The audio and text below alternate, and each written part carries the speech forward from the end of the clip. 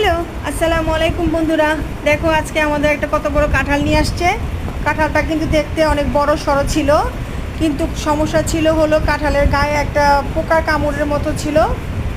এই দেখো কাঁঠালটা আমার, আমি এই দেখো এখন আমি বলের মধ্যে ডিশটার মধ্যে নিয়ে কাঁঠালটারে আমি এখন ভেঙে মানে বটি দিয়ে কোবায়া কোবায়া কাটছি কাঁঠালটাকে। কাঁঠালটার গায়ে মনে এত শক্ত যে আমি কাটতে পারতেছিলাম না।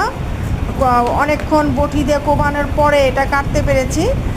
আর হলো তোমার কাঁঠালটা কাটার পরে অনেকখানি তোমার পোকা ছিল। কাঁঠাল অর্ধেকখানি কাঁঠাল আমার ফেলে দেওয়া লাগছে।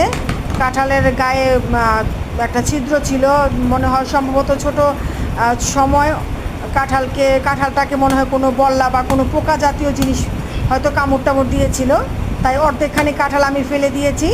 কাঁঠালের বিচিগুলি ভালোই ছিল, কিন্তু কাঁঠালের কোয়াগুলি আপনার খুব নরম, একদম ছিল, ক্ষয়ে ক্ষয়ে যাচ্ছে এমন। একদম এত নরম কাঁঠালকে আমার বেশি পছন্দ না, আমি বেশি একটা খাই না, খুব কম খাই। অনেক কষ্ট করে কাঁঠালটাকে আমি বের করেছি।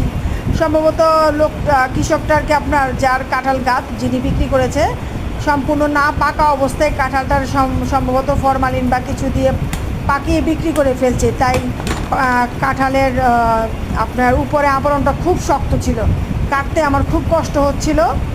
তারপর অনেক কষ্ট করে অনেক বটিতে কোবায় কোবায় এটার আমি কেটেছি, কেটে তোমার এটা আমি বের করে নিয়েছি কাঁঠালটা। কিন্তু কাঁঠালটা খুব মিষ্টি ছিল খেতে।